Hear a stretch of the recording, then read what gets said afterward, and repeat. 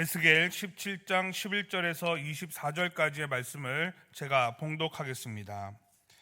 여호와의 말씀이 또 내게 임하여 이르시되 너는 반역하는 족속에게 묻기를 너희가 이 비유를 깨닫지 못하겠느냐 하고 그들에게 말하기를 바벨론 왕이 예루살렘에 이르러 왕과 고관을 사로잡아 바벨론 자기에게로 끌어가고 그 왕족 중에서 하나를 택하여 언약을 세우고 그에게 맹세하게 하고 또 그 땅에 능한 자들을 옮겨갔나니 이는 나라를 낮추어 스스로 서지 못하고 그 언약을 지켜야 능히 서게 하려 하였음이거늘 그가 사절을 애굽에 보내 말과 군대를 구함으로 바벨론 왕을 배반하였으니 형통하겠느냐?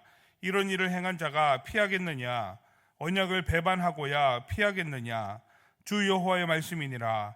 내가 나의 삶을 두고 맹세하노니 바벨론 왕이 그를 왕으로 세웠거늘 그가 맹세를 저버리고 언약을 배반하였은즉 그 왕이 거주하는 곳 바벨론에서 왕과 함께 있다가 죽을 것이라. 대적이 토성을 쌓고 사다리를 세우고 많은 사람을 멸절하려 할 때에 바로가 그 큰 군대와 많은 무리로도 그 전쟁에 그를 도와주지 못하리라. 그가 이미 손을 내밀어 언약하였거늘 맹세를 업신여겨 언약을 배반하고 이 모든 일을 행하였으니 피하지 못하리라. 그러므로 주 여호와의 말씀이니라. 내가 나의 삶을 두고 맹세하노니 그가 내 맹세를 업신여기고 내 언약을 배반하였은즉 내가 그 죄를 그 머리에 돌리되 그 위에 내 그물을 치며 내 올무에 걸리게 하여 끌고 바벨론으로 가서 나를 반역한 그 반역을 거기에서 심판할지며 그 모든 군대에서 도망한 자들은 다 칼에 엎드러질 것이요 그 남은 자는 사방으로 흩어지리니 나 여호와가 이것을 말한 줄을 너희가 알리라. 주 여호와께서 이같이 말씀하시되 내가 백향목 꼭대기에서 높은 가지를 꺾어다가 심으리라. 내가 그 높은 새 가지 끝에서 연한 가지를 꺾어 높고 우뚝 솟은 산에 심되 이스라엘을 높은 산에 심으리니 그 가지가 무성하고 열매를 맺어서 아름다운 백향목이 될 것이요 각종 새가 그 아래에 깃들이며 그 가지 그늘에 살리라. 들의 모든 나무가 나 여호와는 높은 나무를 낮추고 낮은 나무를 높이며 푸른 나무를 말리고 마른 나무를 무성하게 하는 줄 알리라. 나 여호와는 말하고 이루느니라 하라. 아멘. 이 말씀은 살아계신 하나님의 말씀입니다. 아멘. 오늘 본문은 그 앞선 에스겔 17장 1절에서 10절까지를 비유로 하나님께서 말씀하셨고 그 비유를 해석하는 그런 본문이 되겠습니다. 제가 그래서 빠르게 읽었는데요. 이 비유의 대상이 누구인가 한번 생각해 볼 필요가 있습니다.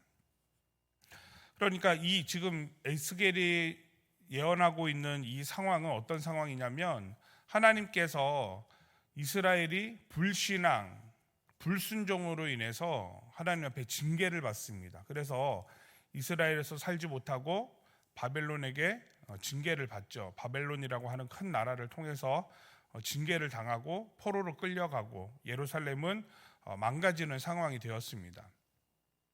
그 가운데서는 하나님의 계획이 있었다라는 거죠. 바벨론이라고 하는 큰 나라를 통해서 하나님의 계획함이 있었는데 그 이스라엘의 왕 시드기야가 그 일을 그대로 하지 않고 그들의 언약한 대로 또 약속한 대로 하지 않고 자기가 보니 애굽이라고 하는 나라가 힘이 세고 바벨론 다음으로 힘이 세고 하니까 그쪽으로 붙어서 자기의 나라를 회복시켜 보겠다 이렇게 이제 마음을 먹은 거예요.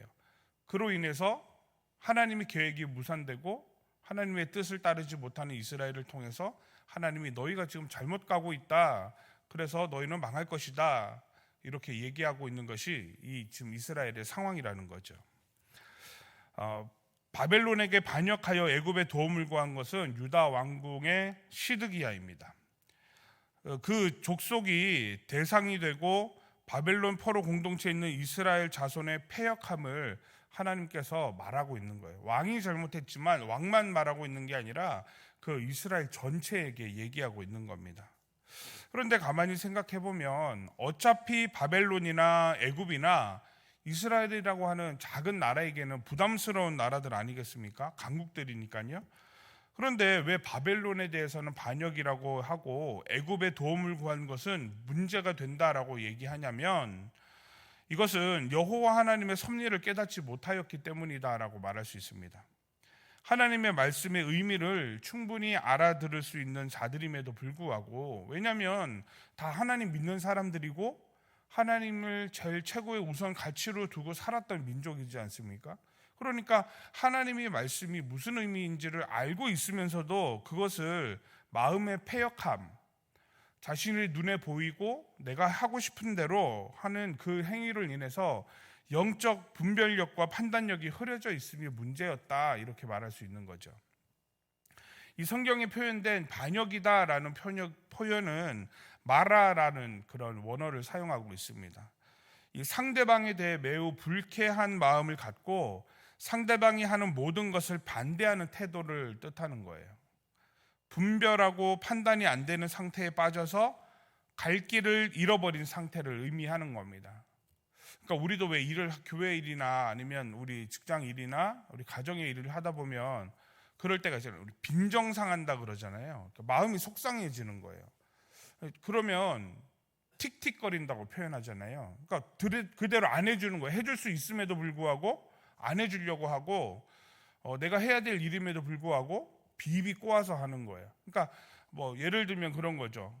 자녀가 부모님의 마음에 잘 들도록 하고, 또 이렇게 용돈이 필요하면 잘 얘기하면 부모님이 얼마든지 주는데, 엄마 아빠가 나한테 해준 게 뭐가 있어, 용돈이라도 줘야지, 뭐 이렇게 얘기를 해버리면 주기는 줄 건데 바로 안 주죠.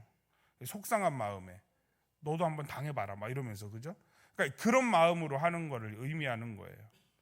내가 하나님을 믿기는 믿어요. 적극적으로 열심히 믿으면 되는데 그렇게 안 믿는 거예요. 소극적으로 믿고 어떻게든 불편하게 만드는 거죠. 그래서 모임을 하면 일찍 나와서 같이 기도하고 기다리면 되는데 늦게 와요. 꼭 늦게 오고 그렇게 되는 거죠. 이게 우리의 모습들이 여기에 이제 있는 거죠. 이걸 지금 바벨론에 대해서 반역이다라는 표현으로 하고 있는 겁니다. 우리의 인생에도 우리가 감당할 수 있는 문제가 있고 또 어렵고 두려운 문제들이 있습니다. 우리가 생각하기에 내가 아는 해결책이 최선이라고 생각을 할 때가 있죠. 왜 그렇습니까? 내가 그냥 하는 게 아니라 나름대로 심사숙고하고 여러 가지 형편을 고려해서 내가 할 수 있는 일들을 생각하기 때문에 그렇습니다.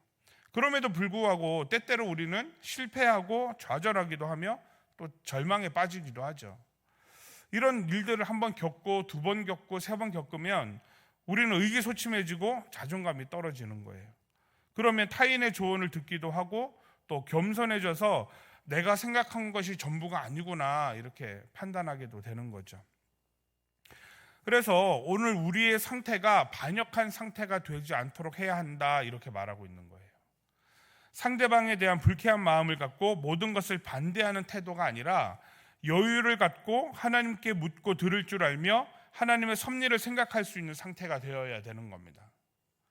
오늘 시드기야는 그렇게 하지 못했어요. 그래서 그는 반역한 상태가 된 거예요. 아까 제가 얘기하지 않았습니까? 어차피 이스라엘에게는 바벨론도 부담스러운 나라고 애굽도 부담스러운 나라예요. 그런데 바벨론에 대한 그 반감이 생겨서 애굽에다가 손을 내밀게 되는 거죠. 그런 실수를 하면 안 된다라는 거예요. 그래서 나의 형편과 처지가 다급하고 또 어려운 궁지에 몰려 있어 괴로움이 있을 수는 있겠지만 하나님이 나를 여전히 붙들어 주시고 나를 향한 놀라운 계획이 있음을 신뢰하면서 하나님의 섭리를 좀 생각할 수 있어야 된다. 나를 향한 놀라운 계획을 하나님이 갖고 계신다라는 걸 좀 신뢰해야 된다라는 걸 얘기하는 겁니다. 그래야 하나님의 섭리를 생각하고 겸손히 주어진 상황에 하나님과 동행하면서 오늘 본문에 우리가 본 것처럼 잘 알아듣고 영적으로 깨어 있어서 분별하고 판단하니 하나님께 영광이 될 수 있다라는 거예요.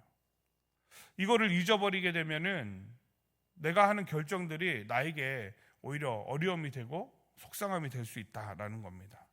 그래서 오늘 기도하실 때 하나님, 우리의 상태가, 우리의 마음의 상태가 반역한 상태가 되지 않게 해주십시오. 나의 상황과 환경이 어렵고 힘들 수 있지만 여기에 골똘히 생각하는 게 아니라 더 크신 하나님의 계획을 생각하고 하나님이 나를 붙들어 주시고 나를 향한 놀라운 계획이 있음을 내가 신뢰해서 하나님의 마음으로 생각할 수 있게 은혜를 주십시오. 그렇게 기도하는 저와 우리 성도님들 되시기를 주님의 이름으로 축복합니다.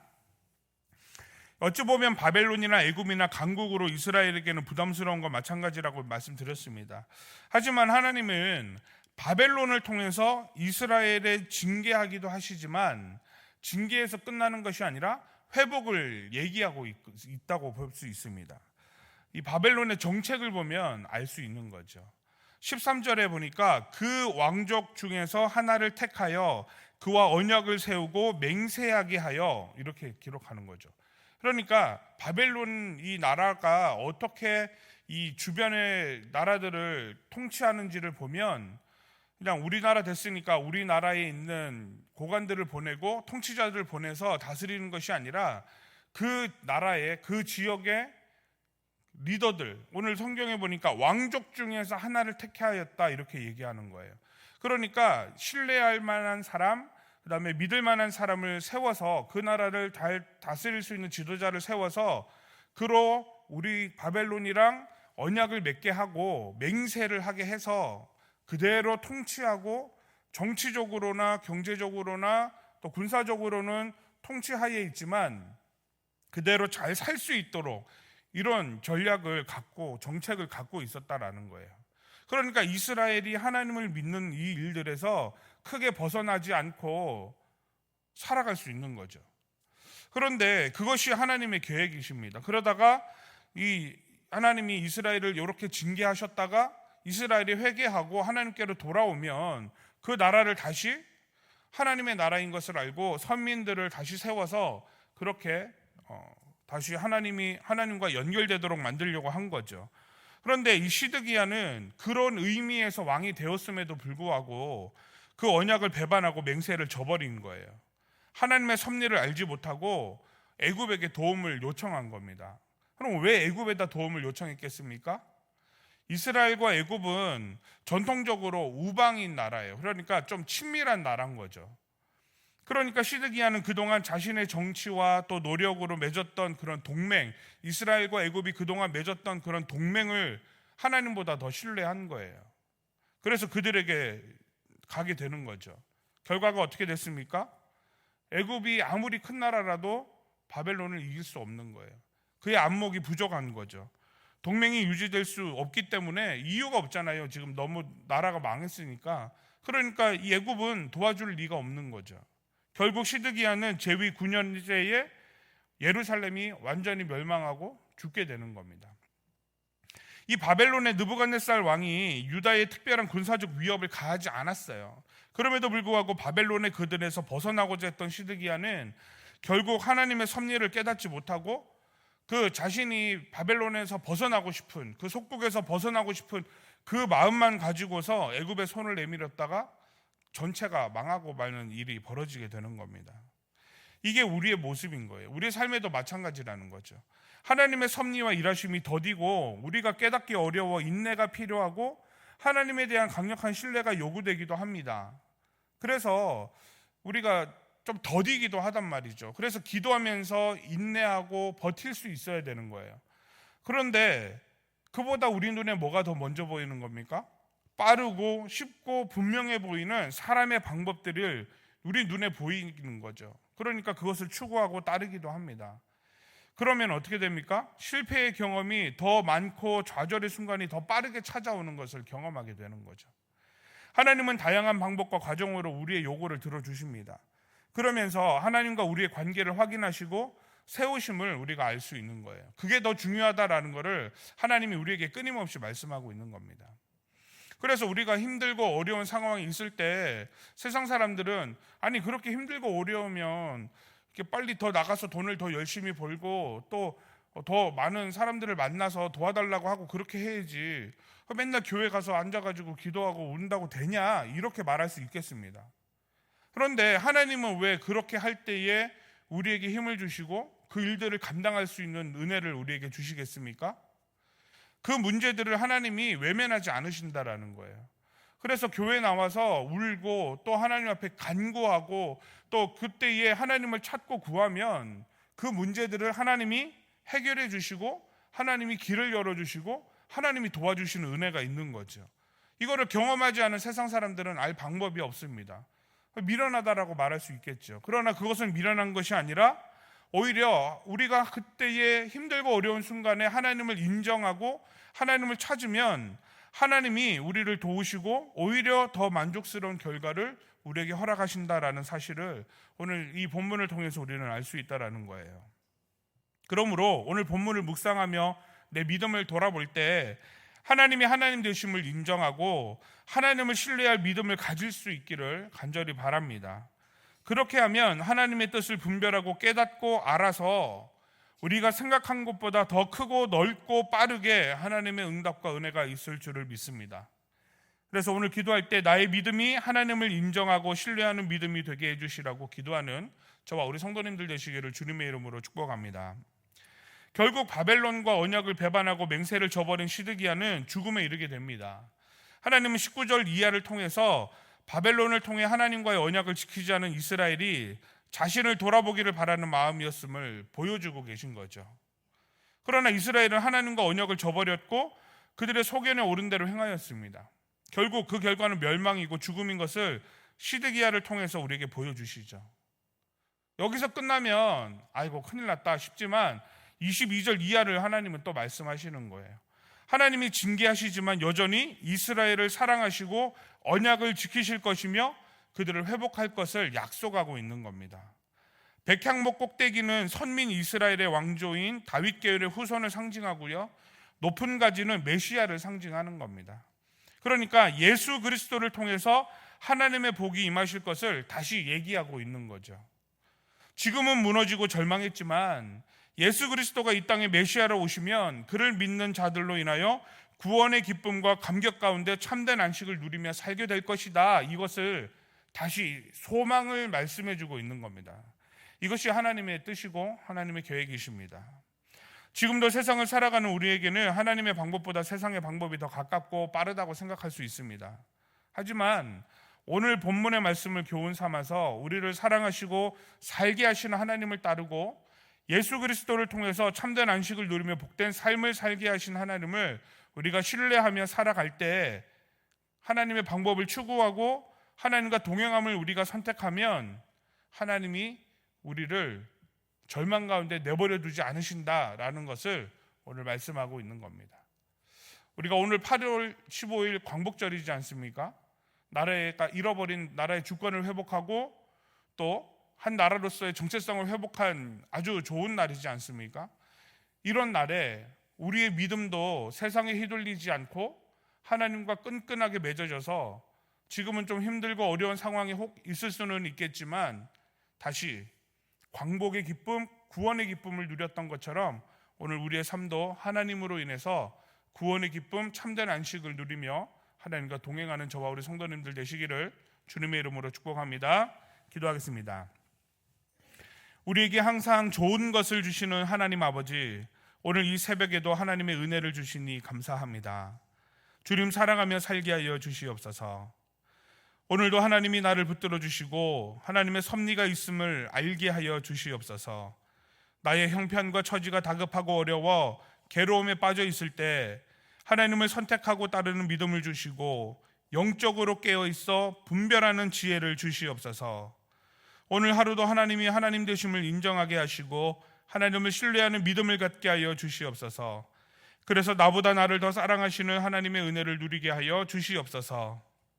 세상의 방법이 더 가깝고 빠르고 쉽다고 생각이 될 때 말씀을 교훈 삼아 하나님의 섭리가 나에게 있음을 알고 하나님의 방법을 추구하고 주님과 동행하는 하루가 되게 하여 주시옵소서. 오늘은 광복절입니다. 나라를 위해 기도하오니 하나님의 공의와 질서가 회복되는 나라가 되게 하시고 하나님이 다스리시는 나라가 되어 하나님의 통치가 이루어지고 하나님이 하나님 되시는 나라가 되게 하여 주시옵소서. 환우를 위해 기도합니다. 상하고 찢긴 우리의 마음을 위로하시고 질병과 노고와 아픔으로 신음하는 성도들에게 성령 하나님 찾아가 주셔서 통증이 사라지게 하시고 깨끗하게 낫게 하시며 치료의 광선을 바라사 회복되게 하여 주시옵소서. 우리의 간구를 주님께 올려드립니다. 가정을 위해, 직장과 일터와 사업체를 위해, 건강을 위해 여러 가지 간구함을 간절히 구하오니 정확하고 구체적인 하나님의 인도하심이 우리를 붙들어 주셔서 응답의 역사가 이 새벽에 있게 하여 주시옵소서. 이 모든 간구를 예수 그리스도 이름으로 기도하옵나이다. 아멘.